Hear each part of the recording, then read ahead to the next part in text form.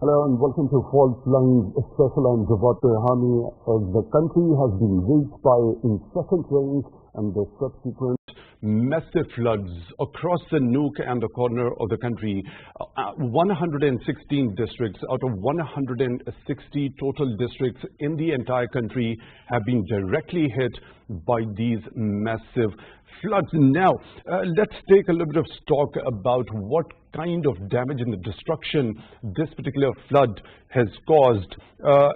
1,033 lives have been lost and over 1,500 people have got injured, and over 1 million houses were destroyed as a result of these floods, and over 800,000 livestock have also been lost. Talking specifically about the infrastructure damages and the destruction, over 150 bridges were swept away, while 3,500 kilometer roads were damaged, and many small and medium dams were swept away as well. Now, Prime Minister Shehbaz Sharif is leading from the front in order to steer those efforts for the relief and the rescue of the flood-affected people.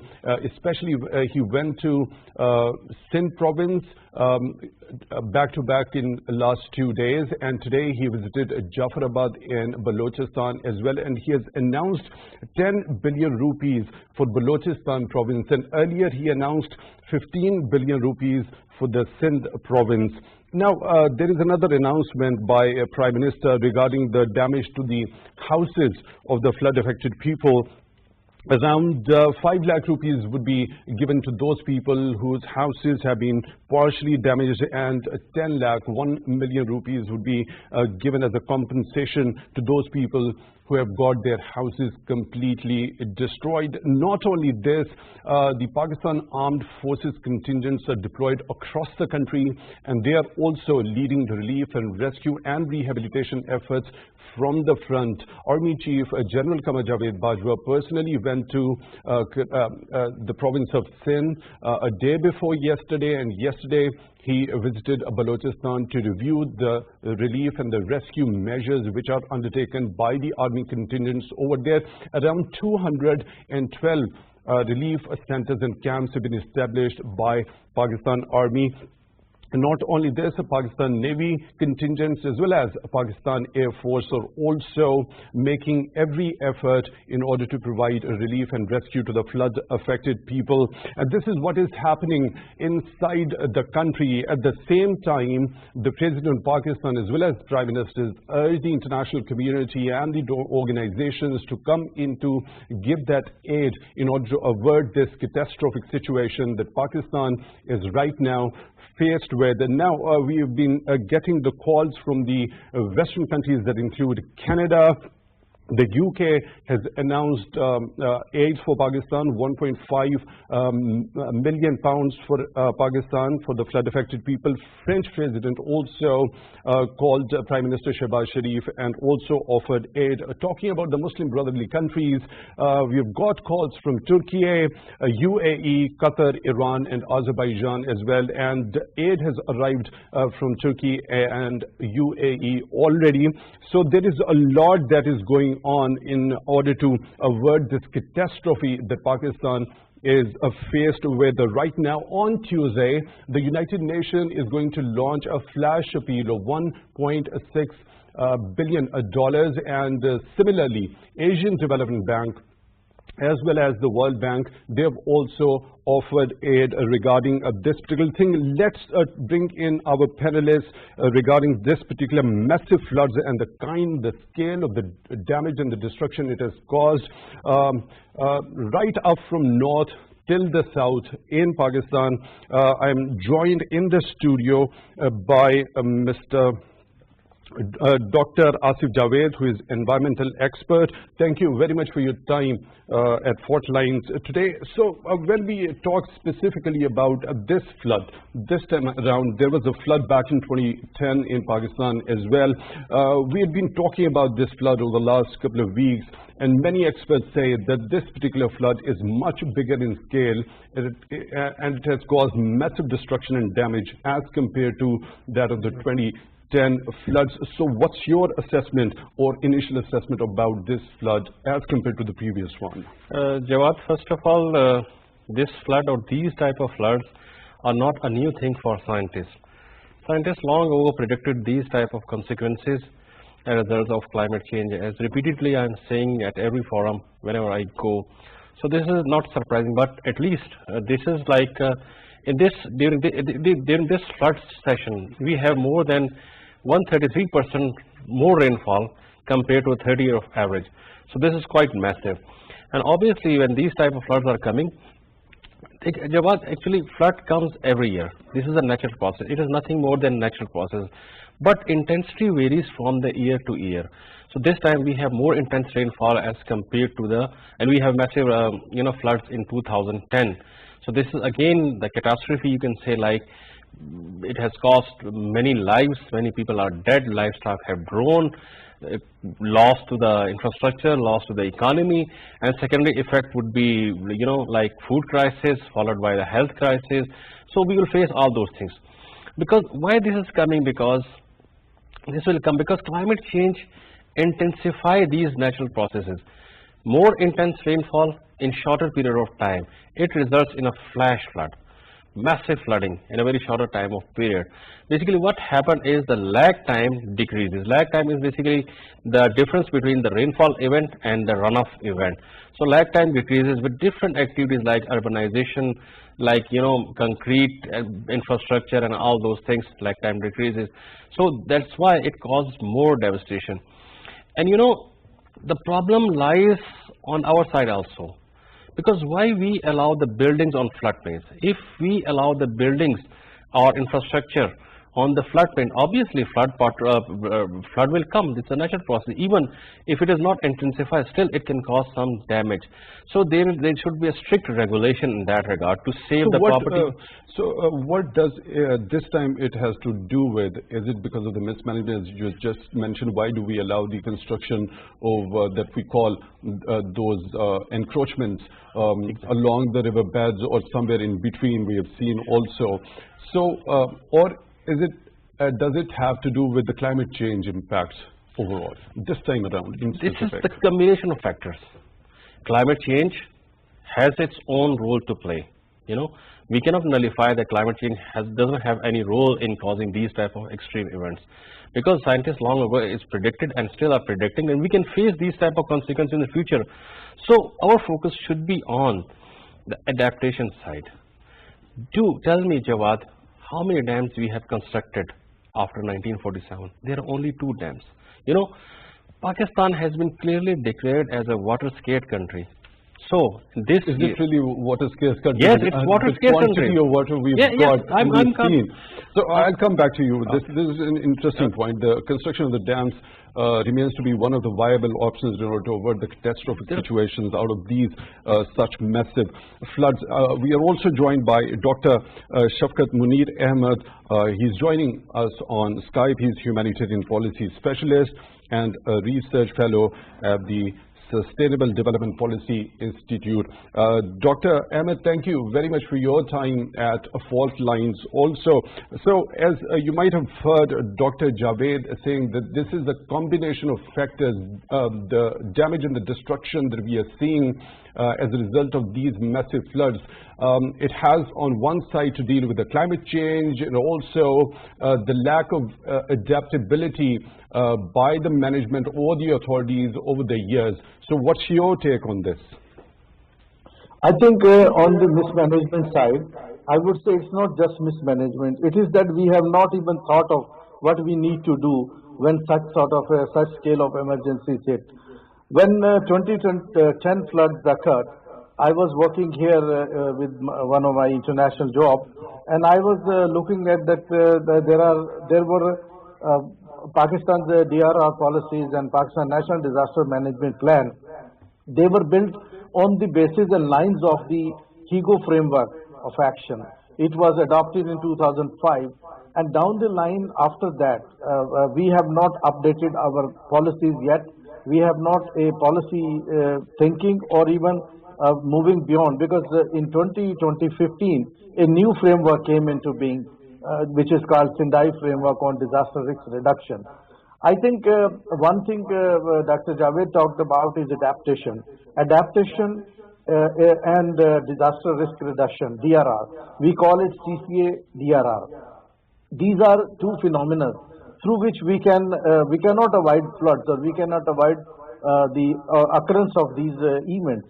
But these events can occur, but we can still save millions of lives, millions of people from the disaster or the impact of disaster, which we actually did not think of. Look at, as Dr. Javed, he's a scientist, I am from the policy side, we always quote the scientists that now last year, 2021, there was a COP meeting in Glasgow. I was there, and there we have been pushing for loss and damages, because climate change is not seen as such as a phenomena itself, but through the disaster and national hazard, we see that climate change is taking place. But we have to build a correlation between these two when we have to build our case for climate finance. Now, when we are moving towards COP27, which will be organized in November this year in Egypt, where the debate would be on loss and damage. Now we can have a chance. We should build our case, because the massive scale destruction or the massive scale humanitarian needs at the moment we alone cannot do it.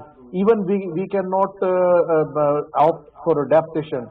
If only that is adaptation. exactly the point. Dr. Ahmed, when we talk about the impact of the climate change and the kind of devastation it is causing, especially for Pakistan, which is the lowest emitter in carbon, but it is paying the price. But we see in the region there are a couple of neighboring countries which are very high in carbon emissions, and they're not able to control it over the years. But when we specifically talk about the climate change phenomenon in itself, it is a slow process that, as you mentioned, it is not seen. But when it comes to research at that level at which you are doing it, it is considered that is something happening. But when, as an impact of these climatic changes, such massive floods occur, so what exactly should be done by the authorities in the short term as well as in the long run?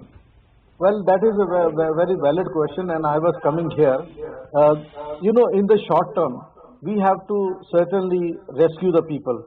We have to reach out to the people. We have to provide them basic things, because when floods hit, it wash away everything, the belonging, their household, and there are certain people who have very specific needs.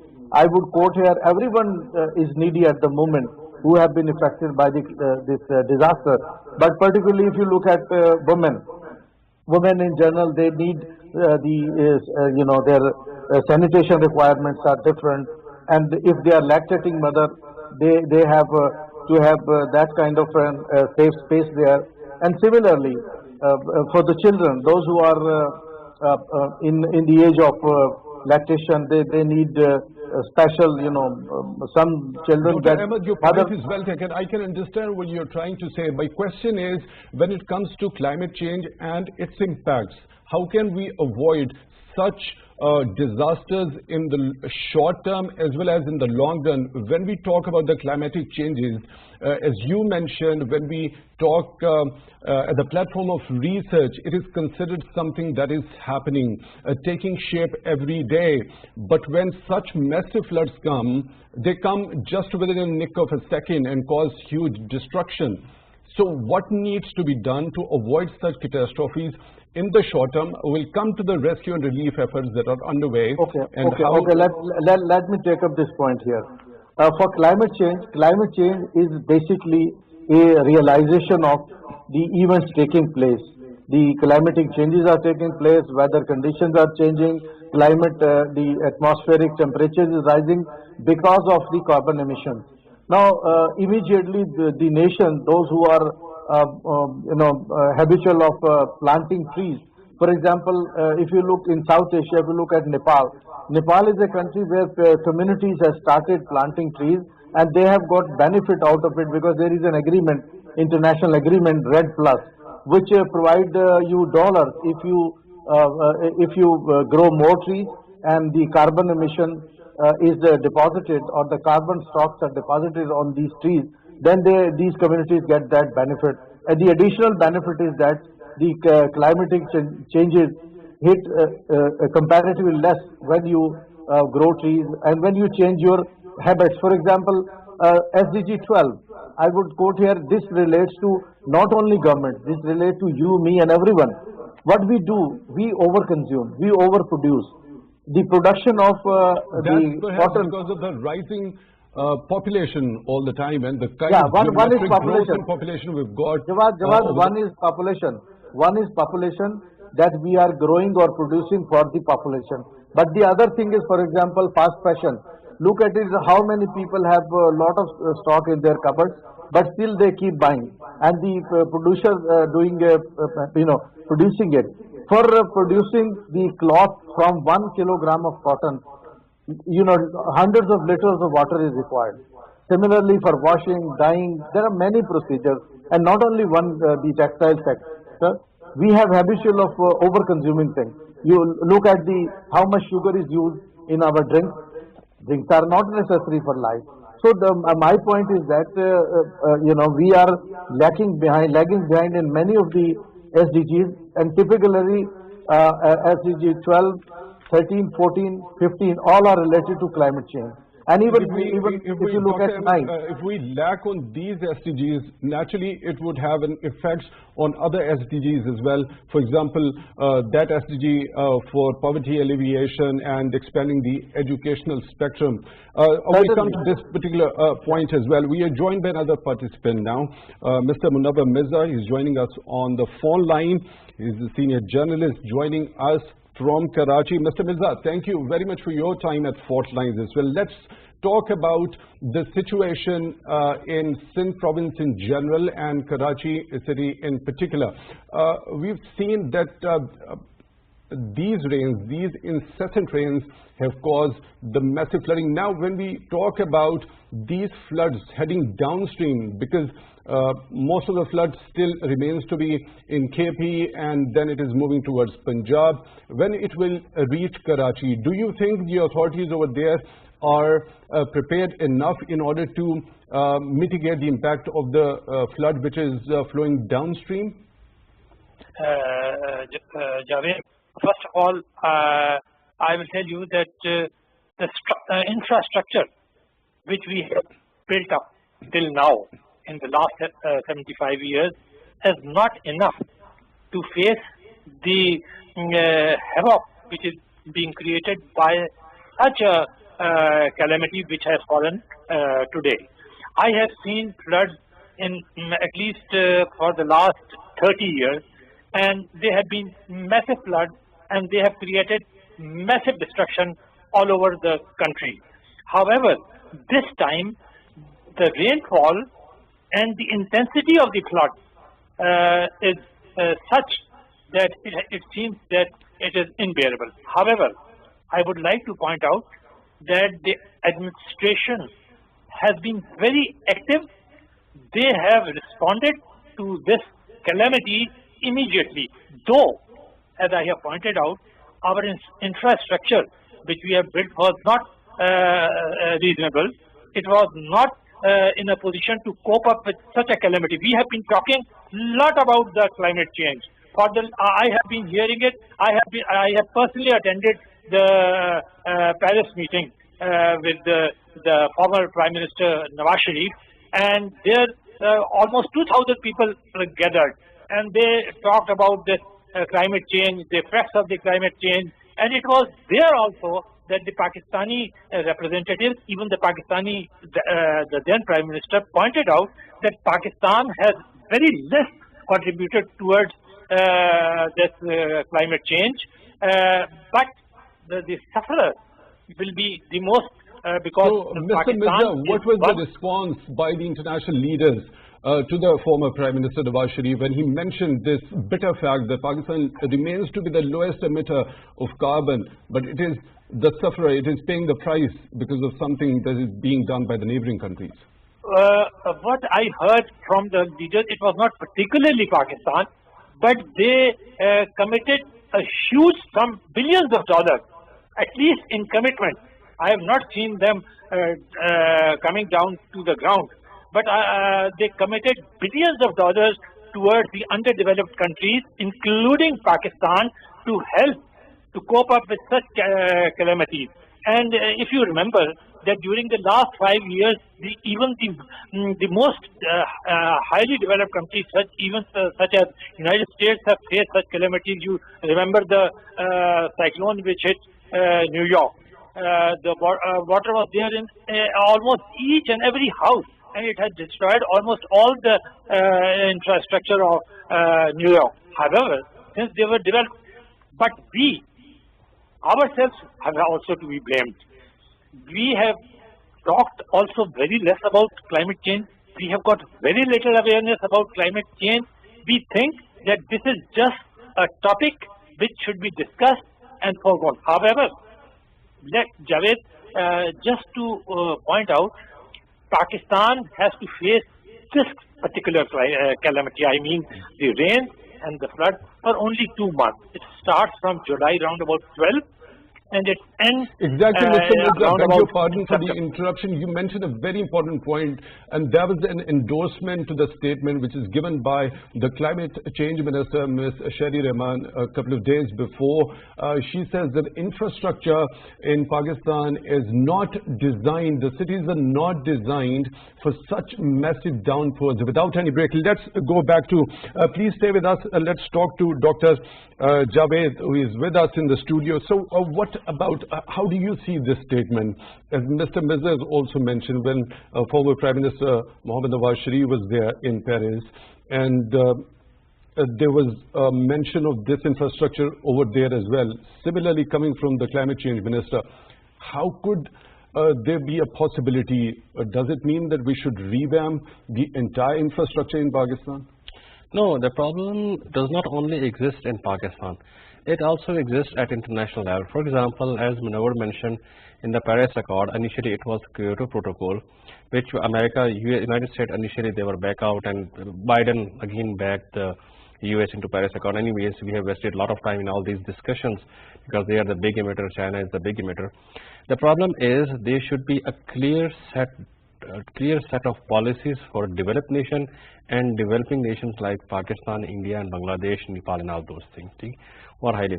Like for example, developed world should focus more on the reduction of greenhouse gas emission.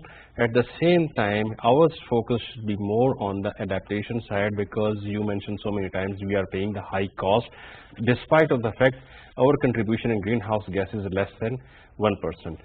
So, and I should go beyond that. We also need to improve our geopolitical relationship between India, Bangladesh, Nepal, because we all are combined sufferer.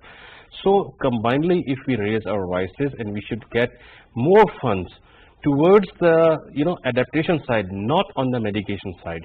So that would really help out. What do you think Pakistan can take India on board in this regard, because India remains to be one of the highest emitters? Yes, you see, no, India is not that, you cannot compare India with the West, simple. Like India is also developing country, so it also comes. But India is also big sufferer of the effect of climate change, just like Pakistan and Bangladesh also. Right. We have seen, you have observed the massive floods, in the last couple of weeks in the Are there any Bangladesh practices in India that could be adopted here in Pakistan as well? Are they coping up with such type of floods well as compared? No, problem exists with all the developing countries.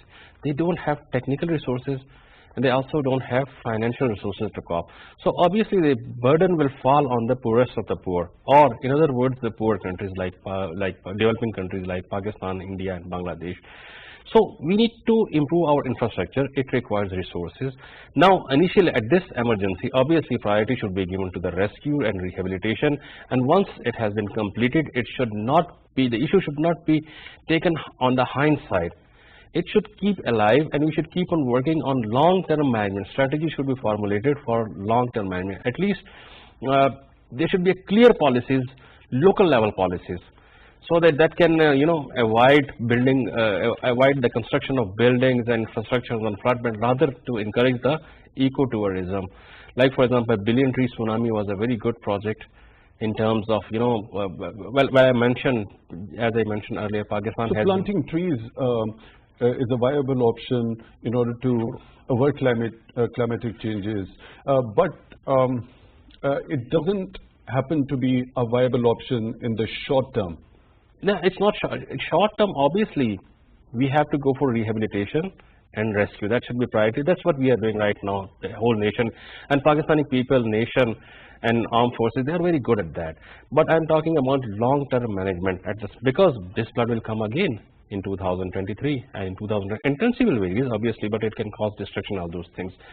And sorry, you know, Javed, Jawad, we I are would like unlucky to nation interject because for 11 months we are crying for a water, that we don't have any water. Yeah, every year this monsoon happens, And we have water everywhere, you know. Water everywhere, and we can't And water manage it properly. And water is going to Arabian Sea. So let's get back to Dr. Ahmed. Dr. Ahmed, as far as the relief and rescue operations which are underway in the flood-affected areas, so what are the requirements? What is the assessment?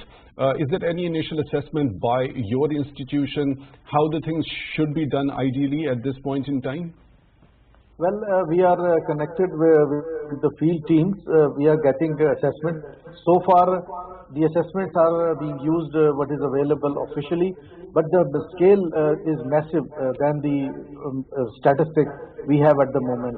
Because the people from the field, when they told the stories, they tell about a lot of miseries they are facing.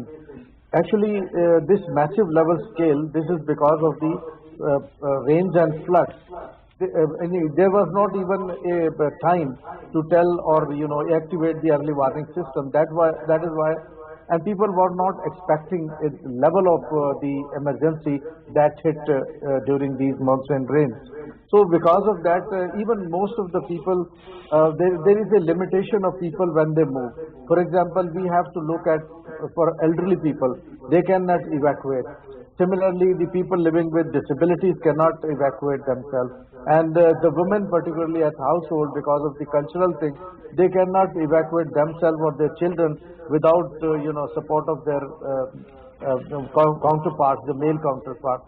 These are some of the taboos also. That's why the emergency hit them, and immediate requirements are that at the moment, whatever we have talked on to the people on ground, they say immediately they do not need a ration. They need cooked food. They need energy biscuit. They need dates. They need water. They need milk for their children and for themselves. They also need safe spaces for children, because the children who are going to school, they have no place to go and stay. Similarly, there is a trauma. There should be a counseling mechanism of the communities, people, women, children, elderly people, and more of it immediately. They only doesn't need food. They need some non-food items. For example, as I was earlier talking about the specific needs of women, the elderly people, we have to provide these things, and then their beds and other places, mats, utensils, buckets, these kind of things, initial the things they need for that. And more of it, to my experience, I have been to almost 13 regional level emergencies of this scale, whether it is in Philippines, Myanmar, Bangladesh, Afghanistan, many countries. As a humanitarian policy person, I have been to these places. People need whatever. Over the last 15 years, our experience is that immediately give them cash for work or cash for their urgent needs, so that market can be up and running, they can buy things. But before that, they should be rescued and provide tents and places of living places. If Jawad, here I would like to add, which actually I was earlier wanted to add, is that in 2010 there were clear recommendations by people like us, those who are on ground, that now we have to build back better, in a sense that we have to have raised platforms. Look at the recommendation was that hospital should be at higher level, the school should be, college should be at a raised platform, and the stocks, particularly contingency stock, should be in each district. Now you have seen the emergency hit, but there is no 24-hour response.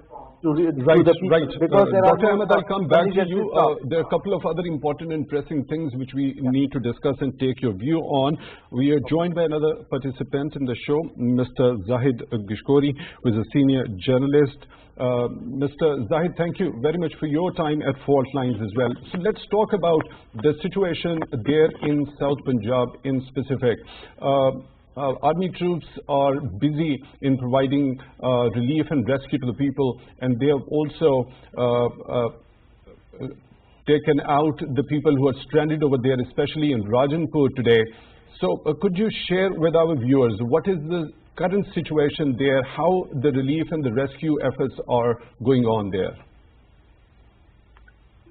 Actually, in this worst flood of the decade, now the apex center is the South Punjab, particularly the Rajanpur district, the forest district in Punjab, and then the district Laya, and somehow the Bhakkar, and then Kotadu, and then the Muzaffargarh.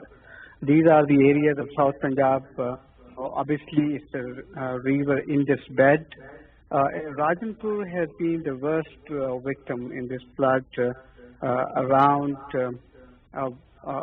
about 1 million people found homeless in this flood.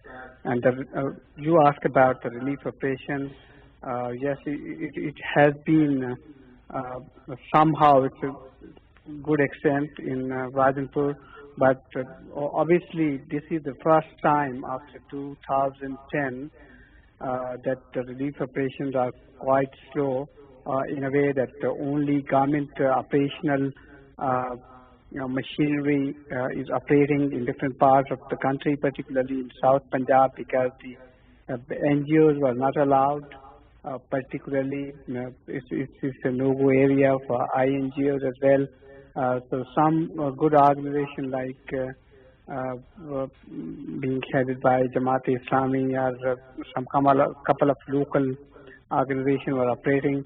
The mainstream rescue operation is being conducted by Pakistan military. Obviously, around 9,000 troops were mobilized in these areas, and the rescue 1122 as well. These two were the major relief operators in these areas.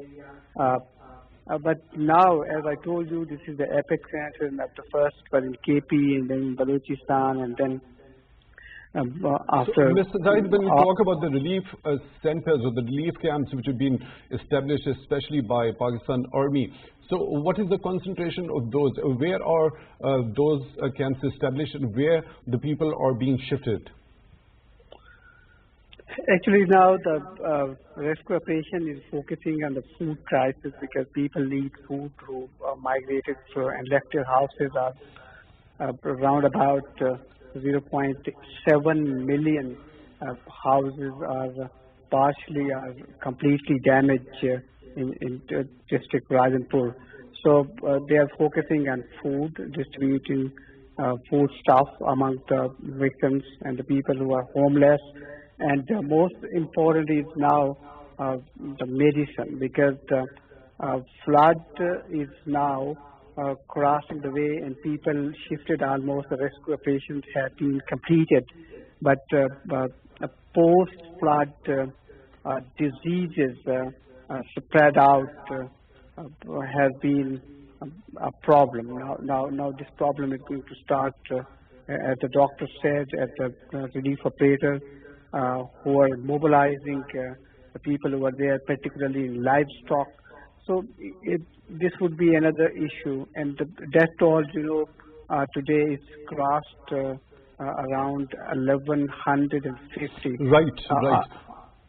So there are going to be new challenges when it comes to the rehabilitation phase. Mr. Javed Gishkori, senior journalist, thank you very much for updating us regarding the relief and rescue efforts which are undertaken in southern Punjab, especially in the areas of Rajanpur and Laya and Dera Ghazi Khan. Let's talk to Mr. Mirza. Mr. Mirza, when, as Mr. Javed has mentioned, the rehabilitation phase will definitely have more challenges. What sort of challenges do you think those people who've been affected who were residing in the rural areas of Sindh are going to face during that phase? You are very right. The real challenge arrives when you are going in the rehabilitation stage, because this stage is the one which is the rescue stage, and in this stage, Pakistan Army always has always done very well, and this time also it is doing very well. We are also very fortunate that we have developed a body, NDMA. I personally was present when the earthquake of 2005 came, and I saw for the first time that we were able to develop a kind of body which could lay down policies which could be implemented on the ground. This is a most important thing in Pakistan.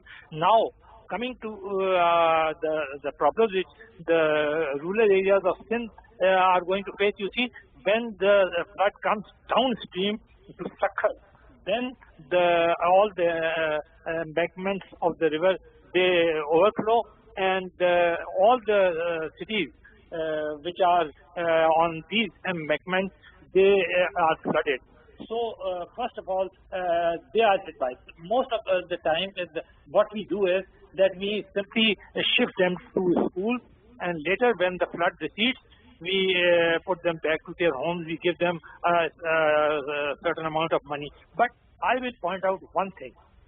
There is another dimension to this.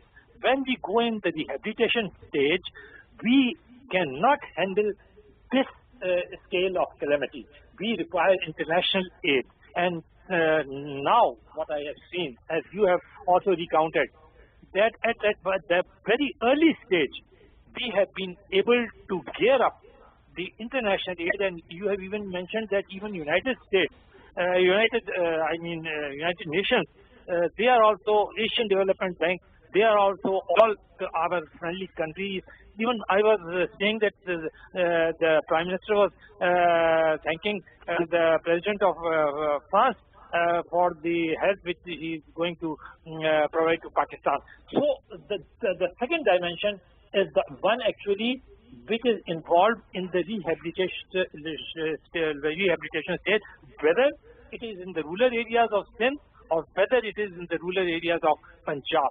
Moreover, one thing I must point out, we must have not only a good infrastructure, but we must also have very good logistics, so that we can move from one place to the other place when this flood strikes, so that we can rescue the people immediately, and we should be able to provide them with the immediate relief which is the requirement, that is the food, medicines and other things. When I was covering these floods, right, Mr. Mirza, this is an interesting and a very important point. Not only the better infrastructure, but also the better logistics, because if any certain area is hit by such calamity, it is not cut off from the rest of the main areas or from rest of the country. Mr. Munawar Mirza joining us on the phone line, senior journalist from Karachi. Thank you very much for being at Fault Line. So when we talk about Dr. Javed, when we talk about the rehabilitation phase, so what exactly do you think, which segment of that particular affected area is going to be most vulnerable? Are these going to be the farmers or the unskilled workers? Because this flood has actually rattled the life to the core.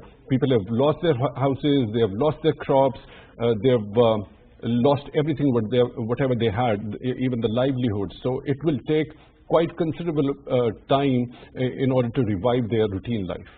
Basically, these floods have affected each and every segment of society. Either it's a farmer, it's a common man, or it's a daily wagers, or it's a worker, or it's government. It shattered the government, it shattered the organization. It will put burden on each and every individual on this country. But the problem is, Jawad, who is more vulnerable you're asking about actually? The poorest of the poor is more vulnerable, whose land has been completely eroded by the flood, whose livelihood was totally dependent on the crops that was grown by the water, something like that. So their livelihood is at stake right now. After rehabilitation, what they will do, they need alternate income sources, or it requires a lot of a time to develop their land again to the level where they can grow a crops again and earn something for their children, for themselves, something. They are the most vulnerable people. And So, obviously, do you think this happens to be the battle of survival now for those people, for those segments? So, do you think they would go for some drastic or desperate measures as a coping mechanism? obviously we need crash program for these people, because ultimately they will come to the cities. The poor, they will come to, because to earn something, because they have lost their land, they have lost their livestock, they have lost their crops. So where they should go? So they need desperate help, not in terms of direct aid, rather for employment opportunity, engaging them in some business, something like that, because ultimately that will solve their problems somehow. Right, Dr. Javed, unfortunately we are short of time.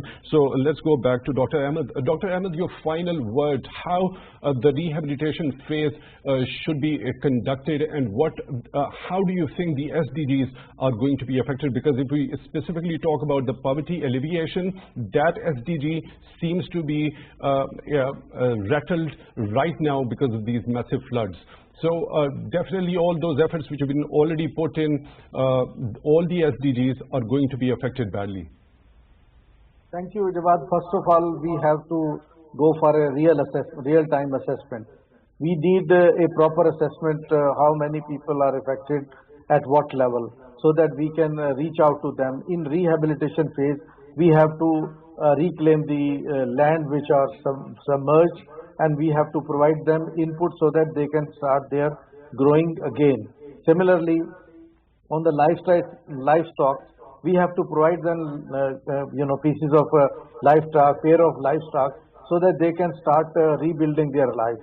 Rehabilitation policies should be backed by resources, and these resources should be used and utilized on the basis of the rehabilitation program, which should actually be on the theme of building back better and no one left behind, which is the mantra of the SDGs. Already we are lagging behind on SDGs. Nobody should be left behind. Dr. Shafkat Munir Ahmed, unfortunately we are short of time. Beg your pardon for the interruption. A humanitarian policy specialist and a research fellow, SDPI. Really appreciate your time. And also Dr. Asif Javed, who is environmental expert. Thank you very much for being in the studio. Pakistan is faced with humongous natural calamity, and it is the need of the hour, not only for the political unity. We've seen that the international community also coming to fore and announcing the aid to help the flood affected people here. And being the citizens of this country, it happens to be our responsibility in order to go forward and help all out, in an all-out way, all those people who have been affected badly by these massive floods. With that note, we come to the end of today's show. Until the next one, take very good care of yourselves.